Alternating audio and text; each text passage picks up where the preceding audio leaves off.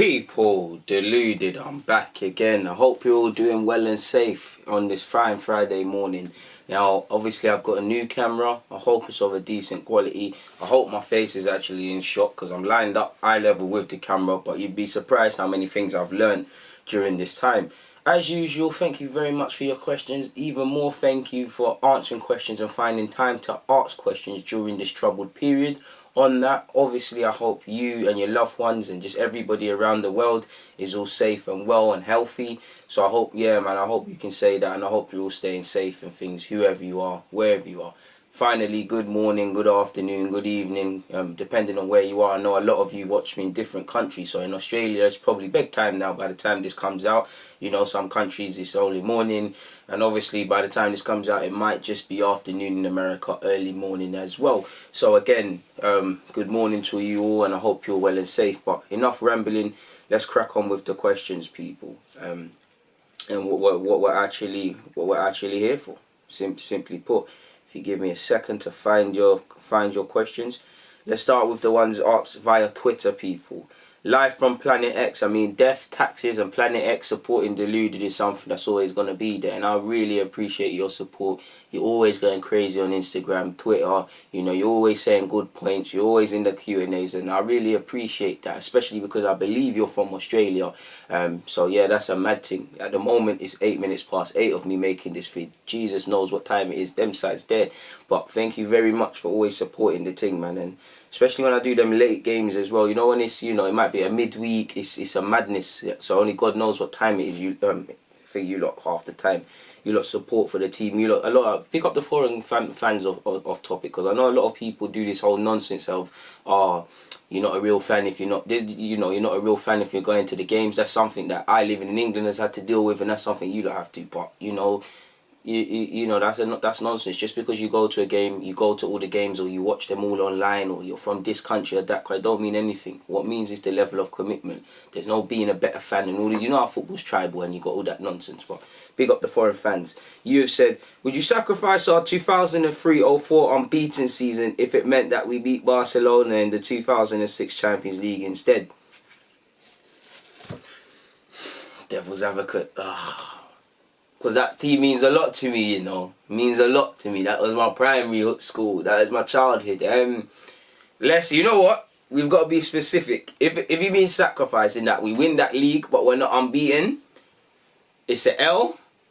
But I probably would do it for Champions League. If it means we don't win the Prem and we win the Champions League, I can't lie, I'm not on it. Because obviously we'd still have Premier League titles and we'd have the biggest club competition in our cabinet. But yeah, man, I'd say if you're still saying we're gonna win the Prem, but it's just not an unbeaten thing, then cool, man. I would go for the champs, man. But it is what it is. The unbeaten record doesn't look good when you look at the prospect of winning the Champions League, but it's a fantastic achievement that I wouldn't want to give up lightly. So if we could still win that season, but we're not unbeaten, like we've lost the game, and we win Champions League, then I'll be on that, man. Because you know, history could have changed for this club if we won in 06. Probably would have been the same thing. We would have went up, pardon me, to the Emirates and come with the same foolishness we've been doing, but who knows? Sorry for yawning, people. It's early, man. Ferdinand de Jones, another guy who's consistently supporting. You've asked me about the winger I believe he plays for, Eric Tomi. You've asked what's my opinion on Eric Tomi of Fortuna Dusseldorf. Again, I'm not too clued up on him. I'm sure he's played for Stuttgart at a point. He's 25. I think he's a decent player, but I don't really have an opinion on him if I'm completely honest with you, my guy, man. He's decent 1v1. He plays with his head up. That's all I can really offer. I don't really know much beyond that, my dude, man. But love for the question. Tom has asked, the Premier League are reportedly going to reduce I just had a brain freeze. The Premier League are reportedly going to enforce temporary measures to reduce the spread of the coronavirus, such as turning your head while tackling. Should footballers boycott these measures, or are the Premier League right to introduce them? Now, again, some of it might be media talk, just trying to get clicks, but I can't lie. If I was a player and if you want to genuinely play, you know, say you want to play and take the risks that come with it. If you don't want to play, I think equally you should respect that decision. But I do think it is insulting players' intelligence to assume, you know, when you tackle, turn your head. I think that tells me you don't really care about my life if I'm a footballer. Because what is that in real time? You know, if you're playing in, let's just say it's FA Cup semi-final. You know, my man's gone through on. I'm a defender. My man's gone through on goal. In that moment, am I gonna think, oh, let me turn my head when I'm tackling, or am I just gonna clamp him? Do you get it? And it's all irrelevant really, because people, I don't know what other measures, and there probably will be a spitting ban. But people, I'm not saying it's all goalies, but every player spits on the floor and then slides in it, basically, and stuff like that. Obviously, you've got the goalies who go and do that. Obviously, everyone's touching the ball for a throw-in. So what, are you going to have a new ball every time there's a throw-in in real time? I'm not too sure. People are heading the ball, so it's almost irrelevant, really. You know, I hear they're going to test the players twice a week or so. But by then, it could be too late. And for me, there's too many grey areas, because let's just say, you know, boom, this Champions League semi-final, it's FA Cup semi-final. On the eve of it, one player in the whole team gets corona. Does the whole team has to be quarantined? So what would happen on the eve of that final? Would the team who's not infected and would test negative for corona, do they win the title by default, or is it rescheduled? Let's say, you know, obviously the Champions League is the last club fixture, in it. So let's just say we've got back to playing, sort of thing now. Then this happens. What happens for the next season? Do we postpone next season until the Champions League is played, or do we, you know, the season goes, you have kind of 2 Champions League finals? There's a lot of, I don't really think there's a way everybody can win. There's not really a perfect solution, but I do think right now, if I was a player, I'd consider these sort of things, measures in place, insulting, really and truly. Because you come on, what? That's not a vibe. Turning your head. Well, come on now. What if I turn my head and tackle, but there's someone behind me where I've turned my head, and then what happens to him? It don't make sense, in my opinion, but I'm not a medical expert and things. And yeah, man, I think players should boycott if it's true. Jimmy Conway's asked me, what's your opinions on Kyle Reese from PSG? Well, I've made a video on Kyle Reese, and I think I replied to this. Kyle Reese, Tonga Kawasi, and Adil Ayushe. Now, I can't pronounce their names, but I know they're all bloody good footballers. I believe their contracts are all running out slowly as well. You know, Kyle Reese has played for PSG and Barcelona already. Apparently, there's disagreements in his camp with PSG. He wants to train with the first team. You know, Chelsea are allegedly on that case. I would love him. I think he's a very good technical player. I do think he's got...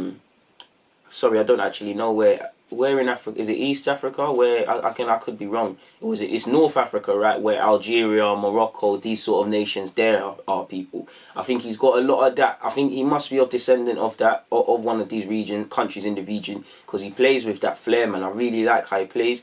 I think he's a very decent player. I think he's a bit of a, not crybaby, but he seems a bit of a moaner when he's ready, but he's a very decent player, and I'd like him at Arsenal, but he'll have to make a decision on his future. Shameless plug, but if you just type in Arsenal FC, I want Kaiser Ruiz, Atil, Kawasi, and I believe Ayushe, it would all come up. Tall guy Kawasi is not actually his name, people. It's Nansu Kawasi, but Tall guy is another player, in case I wasn't specific. So thanks for that question, my dude.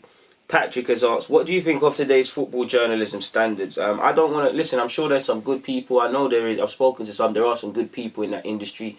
I just think it's an industry dominated first and foremost by sissies. I do think they're a bit elitist in that they want to say whatever they want about a player hits back and they cry. Look at Mesut Ozil a couple of years ago. Was it last season or the season before? You know, people were... We beat Spurs in the North London derby. It's nothing to do with Spurs. That's always great. But if you remember, they were doing the combined 11s, no Arsenal players. They were drawing out Mesut Ozil. And Mesut Ozil simply replied with a frog and people started crying. I think they like to take it but not give it.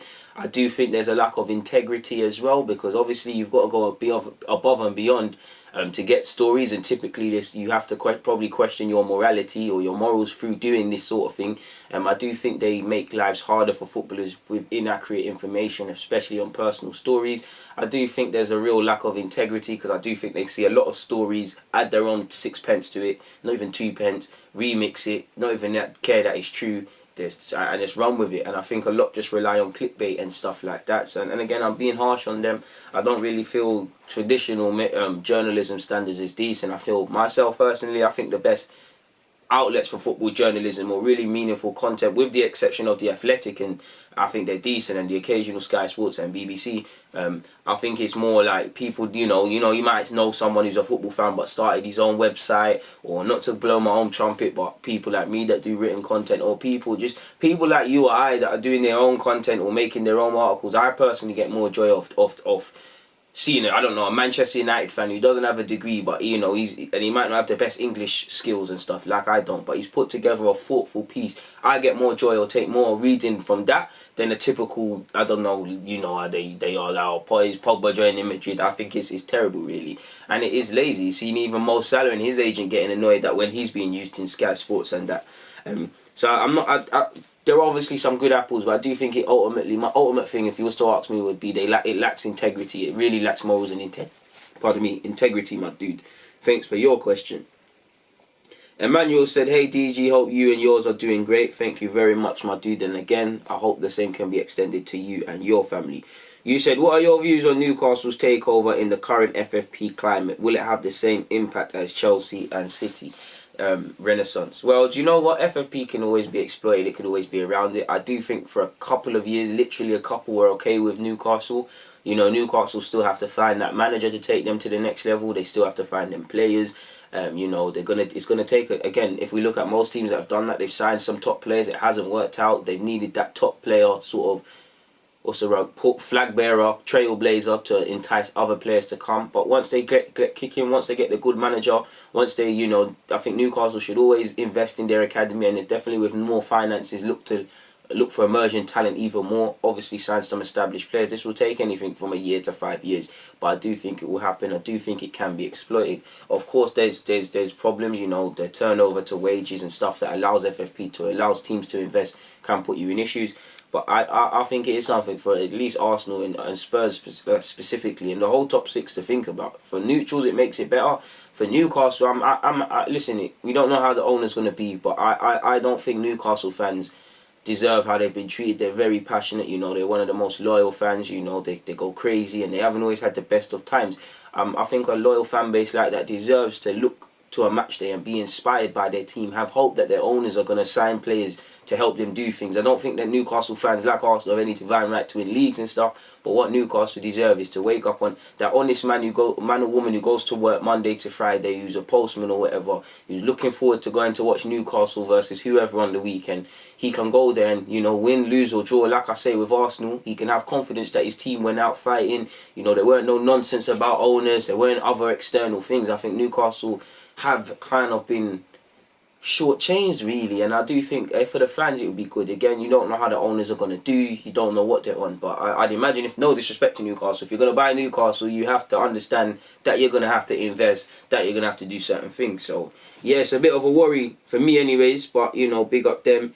Rancia said, "Is the money bit of a personal one, aren't you? You're not supposed to ask these. Is the money you make from YouTube enough to sustain you, or do you supplement it with side projects?" Well, I had a job until it obviously got clipped. I don't know where. I always see them comments. If I had £1 for every time someone said I was underrated as a YouTuber, then maybe I could do YouTube full time. But YouTube is chicken change, man. It's not what it used to be. What I say it used to be, I weren't there. It's not. It's a decent little, it allows me to reinvest in stuff. It allowed me to purchase some things to make my content better for you lot. It makes going to match days tiny less of a strain on my personal pockets, because it's almost like a side business. But in relation to supplement or sustain me, definitely could have paid my bills. It's a volume, you got to look at it, it's a volume-led model now, people. If I was getting 1 million views, 250,000 views all the time, then we could look at it, maybe 50k minimum, but nah, man. With a couple hundred, at most, a grand or two, in terms of views, forget about it. But love for the question regardless. Now, big up the questions via Twitter. It's time to move on from Twitter though, people, and back to YouTube. Before I go to the actual YouTube communities tab, before I forget, I'm going to... You can hear the ads. Make sure you're playing them ads, people, because on the topic of AdSense, the last check was not kind to me at all, especially in these difficult times. It's a madness. I'm going to the Q&A from last week, because some of you also, I always implore you to ask questions in that previous comment section. So I'm making sure that some have been asked. And while I'm seeing some positive comments, I'm not necessarily seeing a question.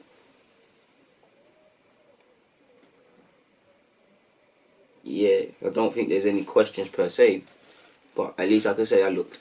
Moving forward though and getting to the bulk of it, the communities tab where I implore you lot to ask the questions, and I can't miss it if you ask it there, assuming you asked it in the right time period, people. See, already I can see one question hasn't been answered in the correct time period, so I'm not going to answer it with all due respect, because if you don't have rules, you don't have anything. If you don't have discipline, you don't have anything. But you've said, someone said, Samuel Gray said, if Ozil's last season is a 10 plus assist year, would you offer him a 1 year deal with severely less wages? It's an option we should implore. But, you know, if I'm Mesut Ozil, to be fair with you, whether he's been in form or not, that would be one of his standout seasons of recent. I would think if you're going to give me a new deal, it's not got to be significant weight. I'll take a cut, but it's got to be better. And if I'm Ozil might just want to leave Arsenal at the end of it. Like, he might just want to leave regardless. And I personally feel my honest answer is no, he shouldn't, because we need to move these players on. You know, he's every young player I speak to and do these little interviews, especially the Arsenal ones, they speak of what Mesut Ozil gives them. They speak of how good he is to learn from, how good he is for the young players. That could be something of benefit, but all good things come to an end, and I think we should move on from Mesut Ozil. As much as I love him, I'm a big advocate of Mesut Ozil. You just got to check the vids. Anthony John Cyrus, big up yourself, man. I've met you in real life. You're a really cool-hearted brother, man, and I really appreciate the support you gave me when you saw me on the train that day. I've seen a lot of you lot, and I always think, when I think of times of quitting or it gets long, I think of the positive comments or people that have seen me and said, yeah, you know what your videos mean to me. And it's like, just knowing that one person is getting joy from once they see the upload or Deluded is uploaded on YouTube keeps me going, man, and he's one of them. But you said, who would you say the best Premier League player has been this decade, 2010 to 2020? It's a tough one, man. That's mad, because you got to include... Rooney was kind of falling off, but Rooney was there them times. You know, Berbatov had a stint. In fact, he wouldn't have died. You know, my chronological clock is shocking. I'm not going to lie to you lot. I'm pretty sure Berbatov has been playing for United in 010. He's one that comes to mind. It's a tough one. It's a tough... for me, Aguero, you know. Probably Aguero. I'll probably... the best player for the decade.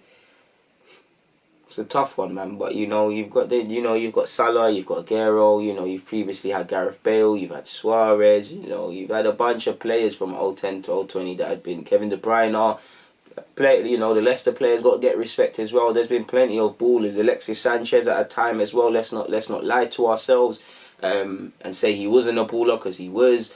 There's been many ballers, many, even at Eden Hazard, there's been some ballers, but I'd say Aguero, because again, I don't think it's exactly 20, it's not at 2010, he didn't come in, he must have, I don't know when Aguero joined Man City, sorry, but, you know, he's someone that I think's been if I had to pick for a whole decade, he's closest to having done it for a decade. Let me try and, when did he join Man City, sorry, people? Because when it comes to a decade doing this, he's the one that comes to mind. Big up Harry Kane as well. I'm a fan of Kane, without a doubt. Yeah, sorry, yeah, man. He joined Man. I keep saying United. He joined Man City in 2011. So I'd say him, man, because he's been there for how many years, and that's been the one in the team that's always changing things. He's been a consistent goal scorer, so probably him, my dude. 1-1's come with a bag of questions. Big up yourself. You said, I hope you are well and in a good place psychologically, and same for your loved ones. Thank you very much for them kind words, my dude. And yeah, we're all good, man. And I hope the same can be said for you. Well, you've asked me a bunch of questions, and you said, what do you think of Zidane saying Henry is the best technical player ever to play the game? Who gets that title for you? You know what? I'm going to go with Zidane and say Thierry Henry. But, you know, there's R9, there's Iniesta. You know, there's Ronaldinho. Ronaldinho probably take it surely for his technical quality. You know, there's bare ballers, man. There's bare ballers. Henry has a claim, or I do believe that. There's bare ballers, and there's more legacy sort of ballers as well. I never got to see him, but I'd say Johan Cruyff if I had to pick, purely because of the footage I've seen, the documentaries I've watched, and the game footage I've watched. You watch me play football, I'm pretty basic, but one thing I think I can do to a world-class level is a Cruyff turn, purely because I've done it many times. My friends get onto me about Pauli. They say I'm a one-trick pony. All I got is a Cruyff turn. All I got is a fake shot. And they always get onto me. They say, you think you're good just because you've got passion. And I say, so what, blood? You can't, listen, man's from England, bro, man, live in England, fam. I got the passion, listen, Black League cattle mode, fam. That's what I'm on, cockling sort of thing. But I'd probably say Ronaldinho for me, because the way things he could do with a ball is ridiculous. You've got to shout out R9 as well. And, you know, I'm an Arsenal fan, so any sort of Thierry Henry propaganda, I'm with it. And Zidane's been a bit generous, because he's got a claim to that as well.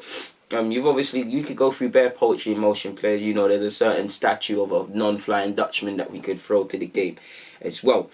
For me, I'd probably say Ronaldinho though, or Iniesta. Who would you say to replace Ozil long term? Well, if we could, Kai Havertz, but we can't. That would be it for me. You said who should we be looking at to replace Aubameyang if he leaves? Boy, Baidu, you know, the young lad from Celtic, Dembele, Fabulon, Jonathan David. You know, there's a bag of these sort of players you should be looking at. We should look at players that aren't necessarily of that level, because I don't think we can go and get like for like replacements. I'd try for Icardi and Cavani. Like, I'll try just on, you know, that would please fans. And whether we can afford them or not's a different thing, but that'd be it. You said who should we sign to partner Saliba ideally? Well, I'd be happy with the signing of Upamecano. Don't think it's gonna happen. You know, either Ndika, Kouassi. I wouldn't mind any of these players, really and truly. I really, really wouldn't mind any of these players to partner Saliba. Admittedly, I can't think of any off the top of my head, but if the club could identify someone that's 26, 27, in their prime sort of thing, you know, been around the block, doesn't necessarily have to be a bigger name, I think that would be good for him. If you're talking about people within the team already, you know, I would actually say Pablo Mari if he gets a bit more experience in terms of playing games, because he is experienced, he's left-footed, you know.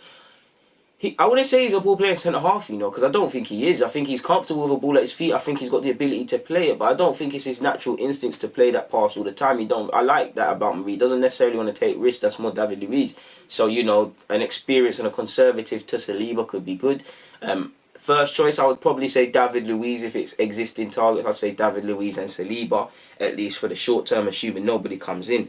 You've asked me how dumb is Boris Johnson on a scale to 1 to 10. Now, I'm trying to rebrand and stay away from politics and not get involved, but, you know, I'd probably give him a minus, man. I mean, you know, had he been a different sort of shade of folk, a lot of his failures, I believe, would be highlighted more. The fact that he has multiple baby mothers, not to speak of a man's, you know, stuff, would be highlighted more. And I do think Boris Johnson, obviously he's an elitist and he's from a certain sort of life, but I do think Boris Johnson shows that, you know, there is a certain privilege for some folk, and you can be extremely mediocre and achieve good things, really, because he's got the most important job in the office. Obviously, the bank. I'd say the bankers are more important than the politicians, but at face level, the most important role that you could ever get in this country, he occupies it, and you never get the vibe of that. He's obviously an intelligent man. He's a joke man, and you know, like many politics, like David Cameron before him, you know, this is.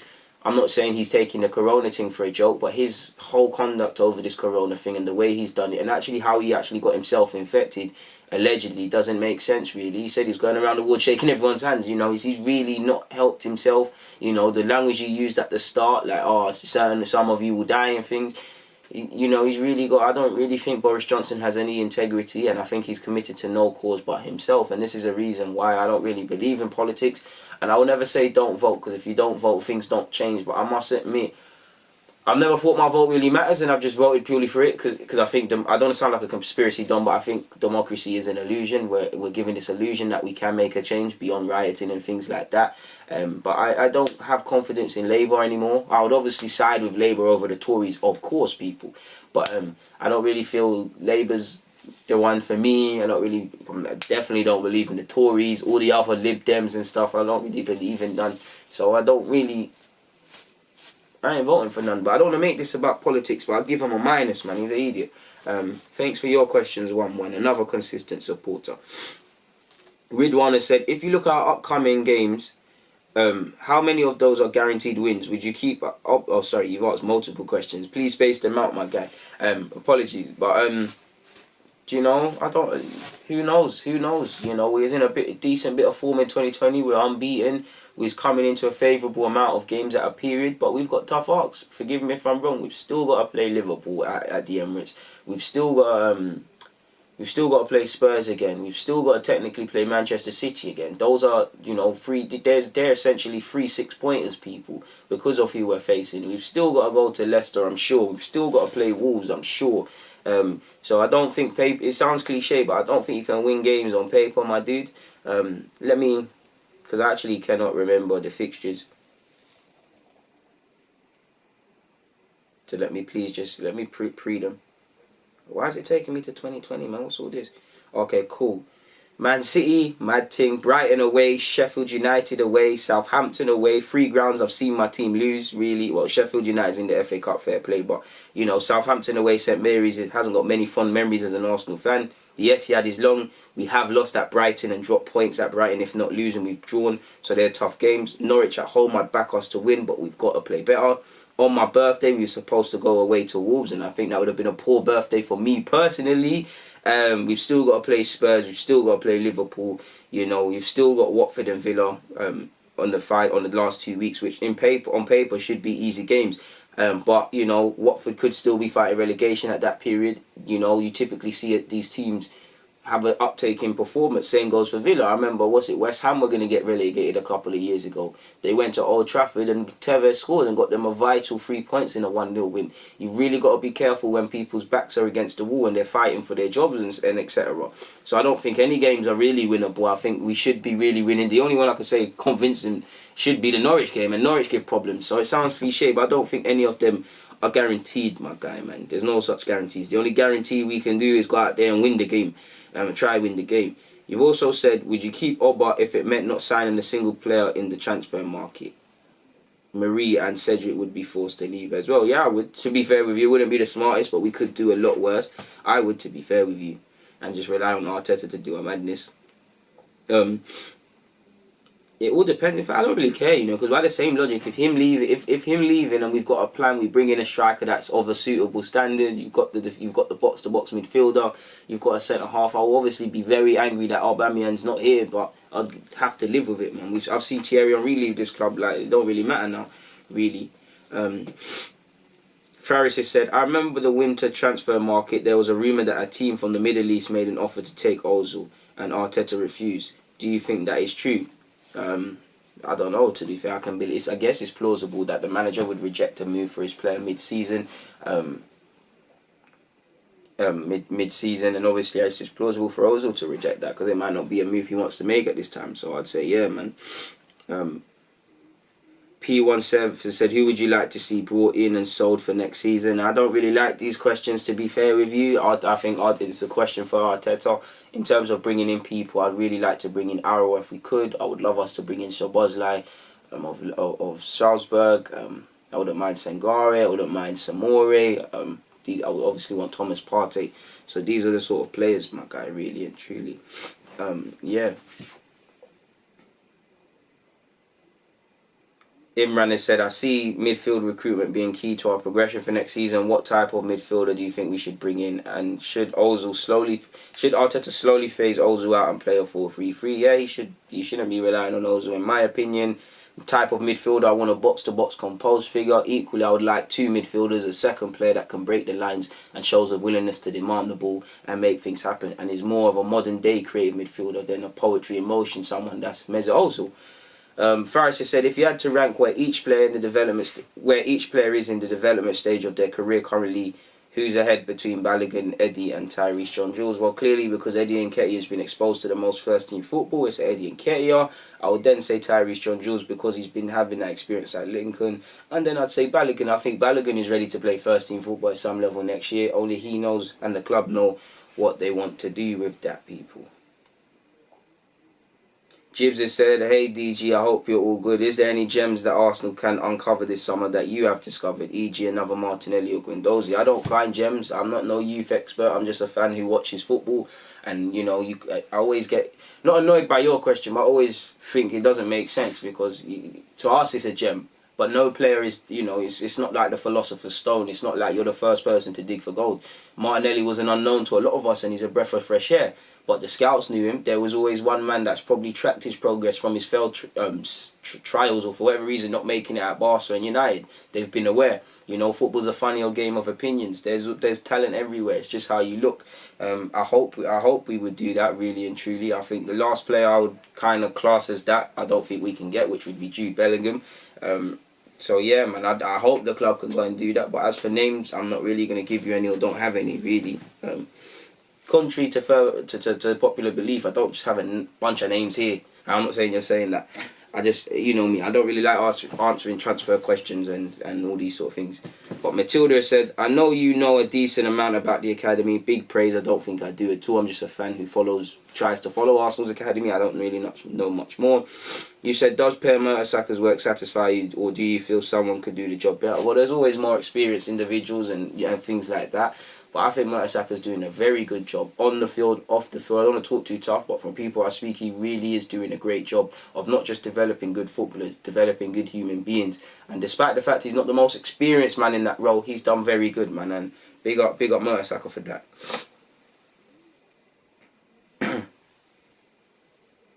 Faris just said, do you think the hate Torreira is getting because he cried when the fans booed Xhaka? Do you think the hate Torreira is getting is because he cried when Xhaka was booed? I don't know who's hating on Xhaka, on Torreira, my guy. I don't know equally why he cried over the